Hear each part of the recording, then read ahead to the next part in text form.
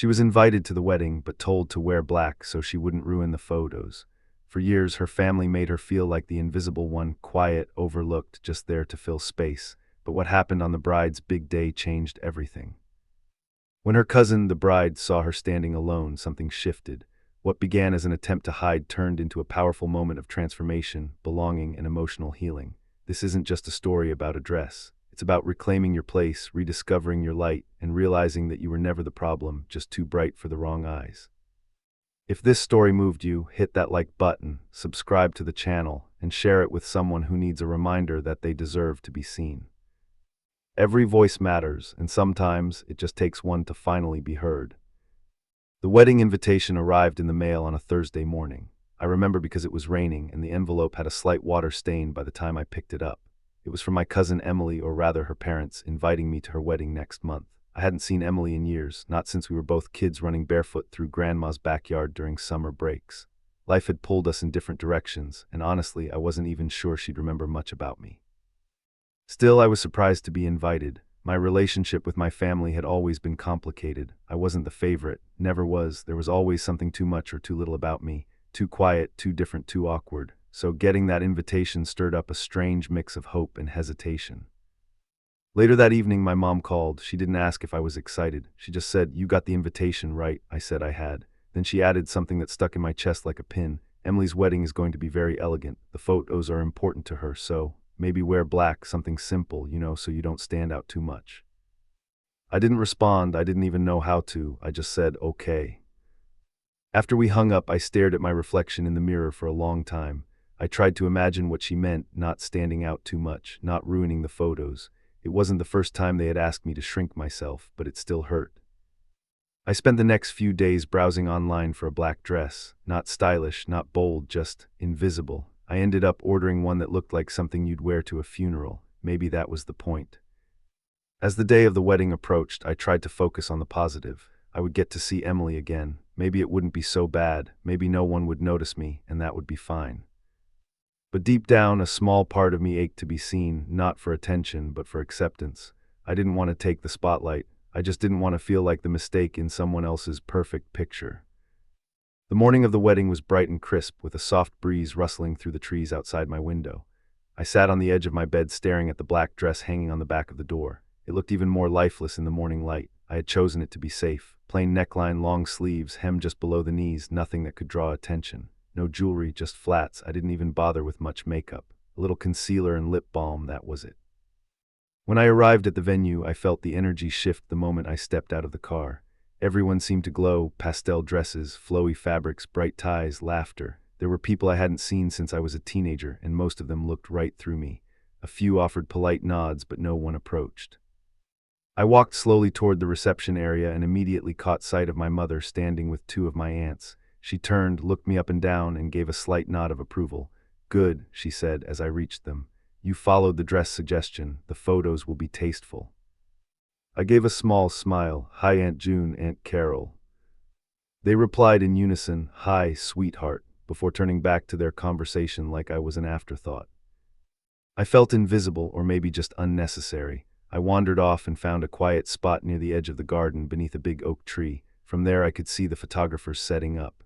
Bridesmaids in lavender and cream posed gracefully. The groomsmen laughed near the bar. Everything looked perfect, polished, beautiful, coordinated.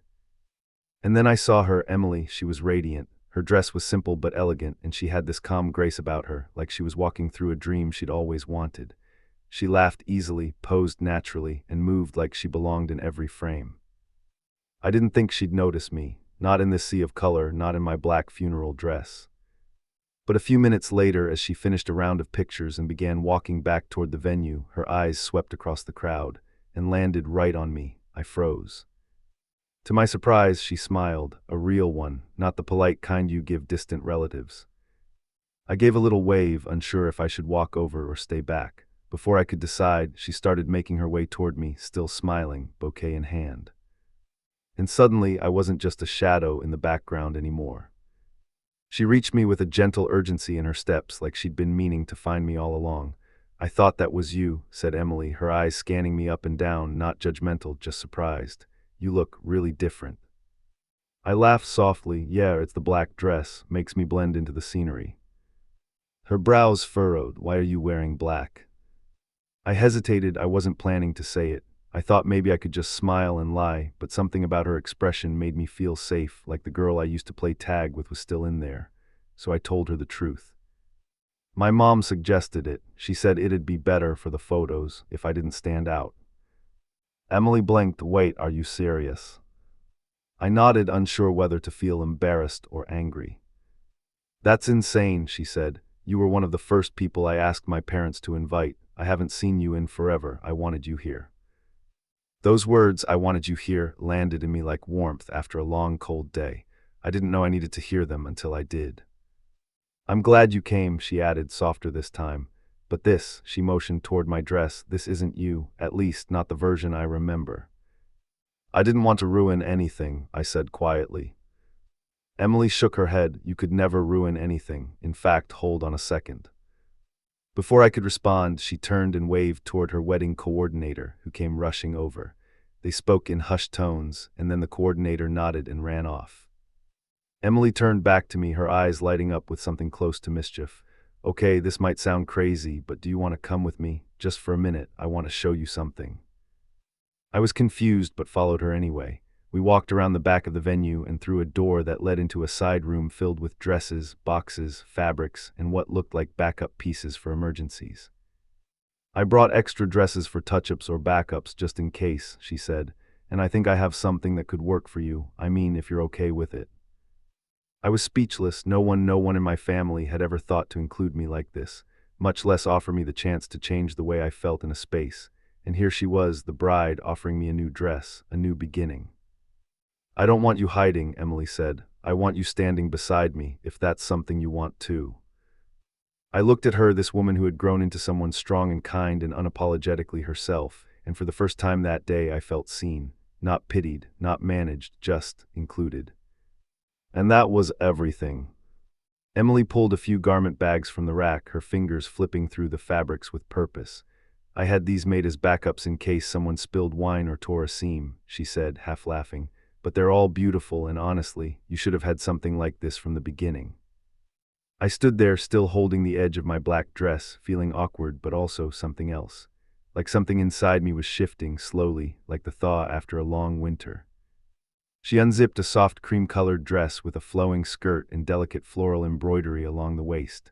This one, she said. It's simple, elegant, and you'll glow in it. Try it on. I hesitated. My mind instantly jumped to what my mother might say, what the rest of the family would think. But Emily looked at me like none of that mattered, like she was asking me to step into a version of myself I had forgotten I was allowed to be. I nodded.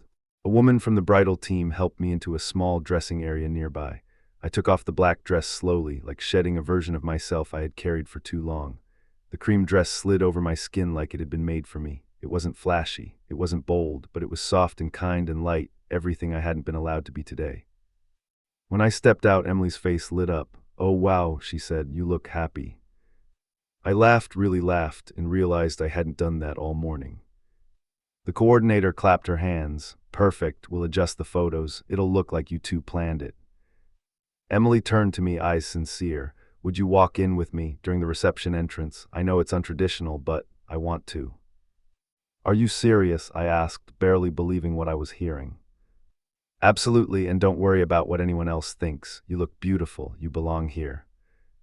I nodded again, slower this time, and felt a heat rising in my chest, not from shame, but from something closer to joy. As we stood waiting to re-enter, I heard the music change. The announcer called Emily's name, and then, to everyone's surprise, mine too, Emily and her cousin Leela. The doors opened, and we stepped in. Gasps, whispers, confusion. I saw my mother's face freeze mid-chew. My aunts whispered to each other. Cameras flashed. But all I saw was Emily beside me, smiling like it was the most natural thing in the world. And for the first time, I didn't feel like a mistake in someone else's picture. I felt like part of the story. As we walked through the reception hall together, I could feel the tension ripple through the room like a silent wave. Every pair of eyes was on us, on me, and not in the background kind of way I was used to. I could practically hear the thoughts racing through their heads, but Emily didn't seem to care. Her hand was gently wrapped around my arm, her posture proud and steady, as if she were making a quiet statement to everyone in the room. The music swelled as we made our way to the head table, and I kept my eyes forward, refusing to look at the family members I knew were still trying to understand what had just happened. My mother, in particular, was stiff in her seat. She didn't clap, she didn't smile, she just stared. I sat next to Emily as the toasts began. The maid of honor gave a sweet and emotional speech. The best man made everyone laugh, and then, to my absolute shock, Emily stood up. "I wasn't planning on speaking right now," she said, holding the mic with both hands, "but I want to take a second to acknowledge someone really important to me."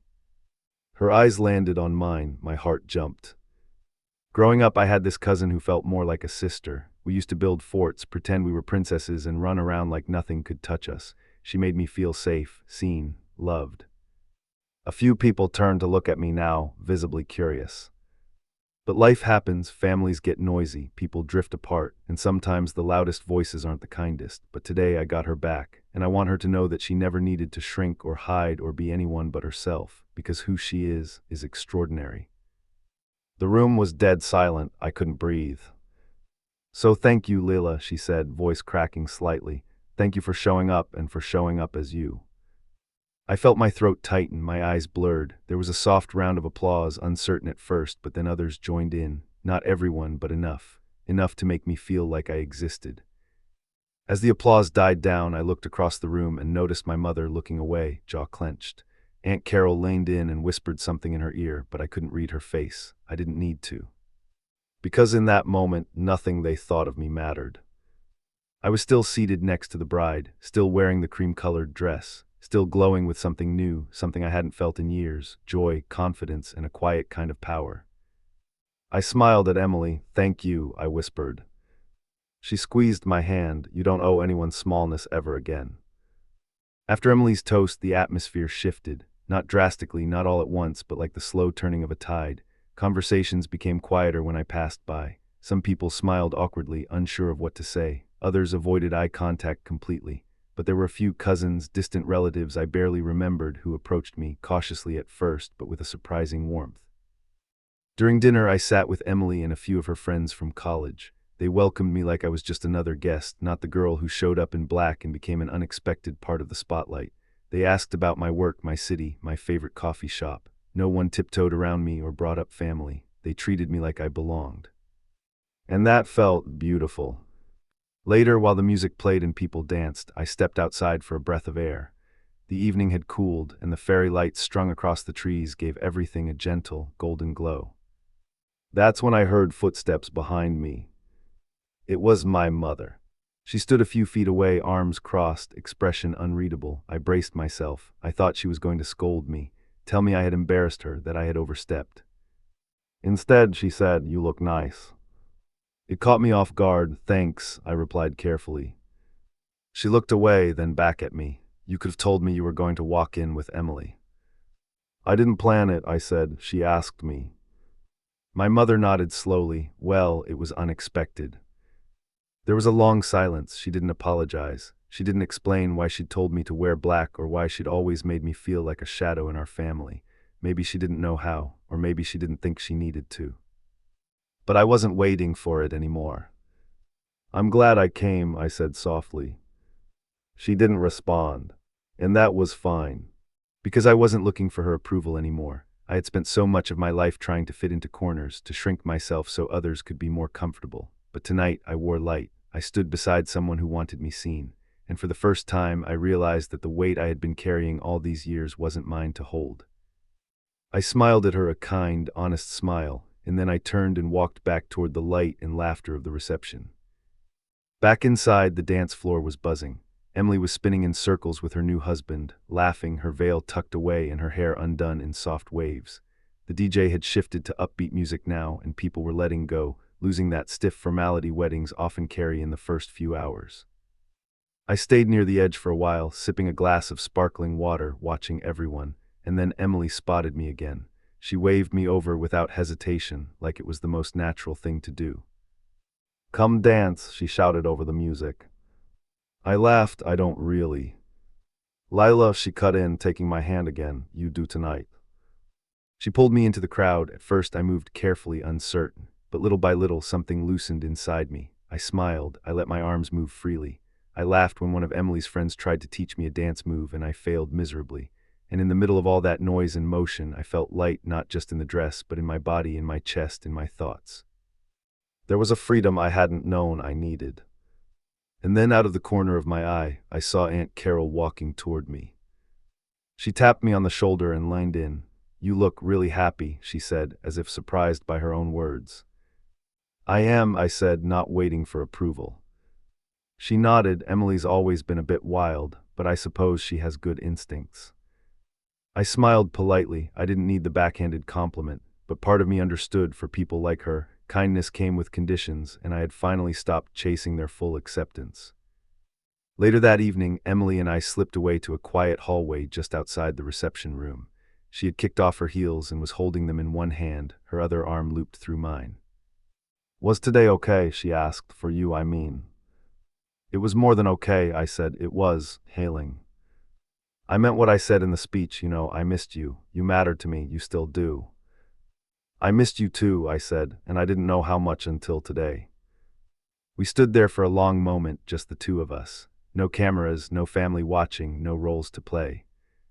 "I don't know what'll happen after this," she said, "but I want to stay close again. I don't want us to go another 10 years in silence."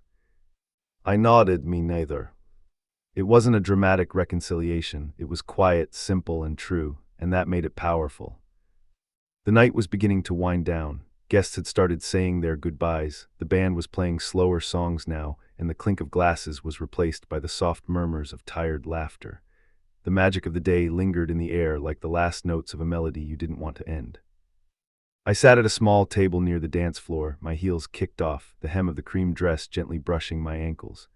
I looked around at the candles flickering low, and the remnants of the celebration scattered across tables, empty glasses, wrinkled napkins, the smell of roses and vanilla cake still hanging faintly in the air. A man I didn't recognize approached me, probably a distant cousin. "Hey," he said, smiling kindly. "I just wanted to say, you and Emily walking in together, that was pretty special. Never seen something like that at a wedding." "Thanks," I said a little shyly. He nodded. "Took guts."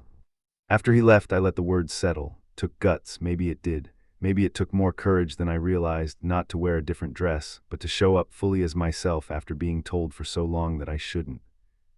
Emily walked by with her husband, hand in hand, both of them beaming with the exhaustion only joy can bring.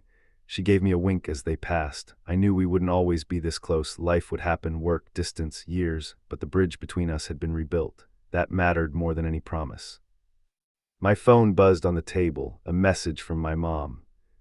"We can talk tomorrow." Just that, no apology, no explanation, but something about it felt open, and I could live with that, not because I needed her to change right away, but because I had changed. I walked outside once more before leaving, just to breathe the night air. It was crisp, the stars scattered across the sky like someone had flung glitter into the darkness.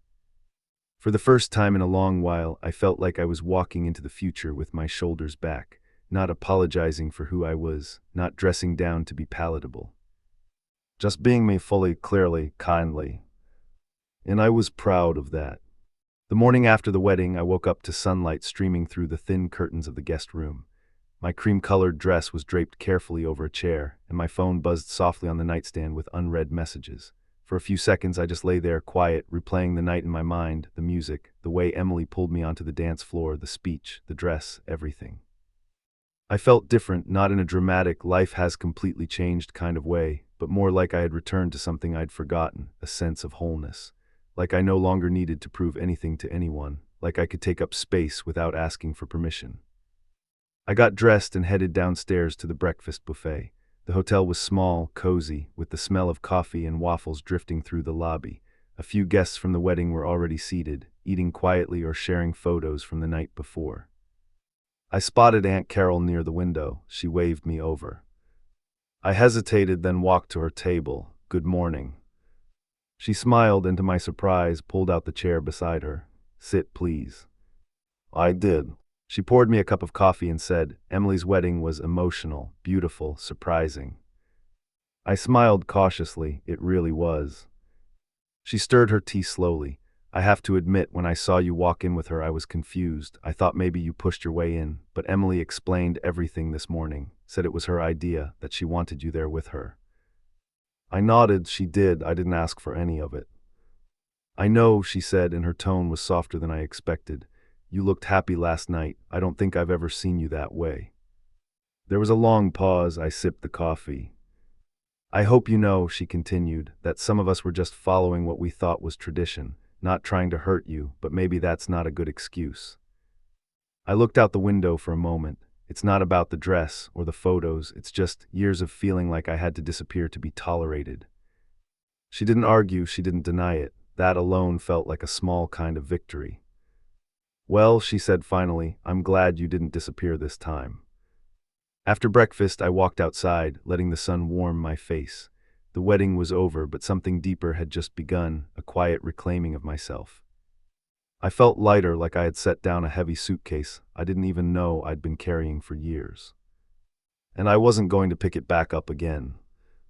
A few days later, I was back home, unpacking slowly. The cream-colored dress was still hanging by itself near the closet, like a quiet reminder of something sacred. I didn't rush to put it away. I'd never owned anything that felt that meaningful, not because of the fabric or the fit, but because of the moment it held. I found myself replaying that weekend more than I expected, the looks, the words left unsaid, the ones I never thought I'd hear. But most of all, I kept thinking about Emily's voice when she said, "You don't owe anyone smallness ever again." It echoed inside me in ways I hadn't felt in years. I decided to print one photo from the wedding, just one. It was a picture of Emily and me standing near the garden, both laughing at something only we understood. We weren't posed, we weren't looking at the camera, we were just being fully, freely, joyfully. I framed it and placed it on my desk. The calls from family came slowly. Not everyone reached out, but the ones who did, something was different in their tone, less patronizing, more curious, like they were seeing me in a new light. And I let them. I didn't shut them out, but I didn't shrink either. One afternoon, my mother called, not a message, a real call. Her voice was careful at first. "I've been thinking a lot," she said, "about what I said, about how I made you feel."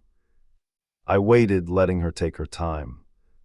"I didn't realize how much I hurt you," she said, "or maybe I did, and I ignored it."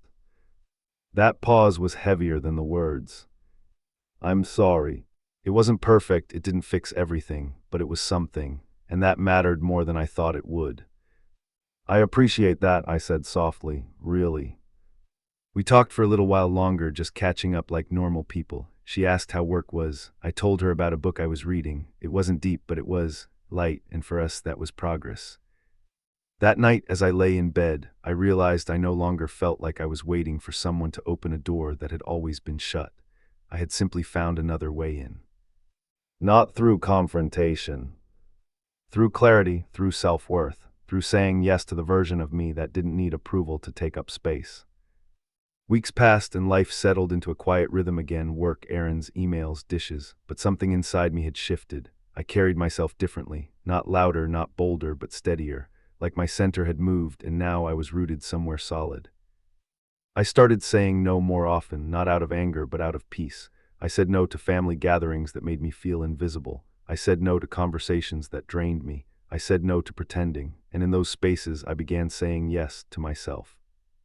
One day I was invited to another cousin's baby shower. The group text came through with pastel-themed outfit suggestions and polite exclamation marks. I paused before replying.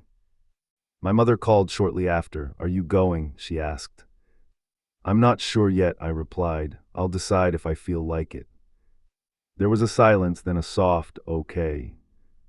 No guilt, no passive-aggressive sigh, just space. I ended up going, wearing a soft yellow dress that made me feel warm and calm.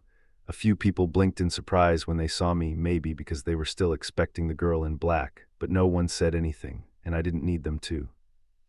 I chatted with an old aunt who used to ignore me. I held a baby who fell asleep in my arms. I laughed freely, not performatively. It was the kind of day that didn't ask me to be anyone but myself. That evening I came home and passed by the framed photo of Emily and me on my desk. I smiled. She had sent me a message earlier that day. "Thinking about you, you were unforgettable that night, still are." I typed back, "You reminded me who I was, I won't forget it." Before going to bed, I stood at the mirror and looked at myself the way I hadn't in years. not to fix anything, just to witness, to acknowledge. There were no spotlights, no music swelling in the background, just a quiet, powerful peace. I had stopped waiting to be invited into my life. I had already walked in.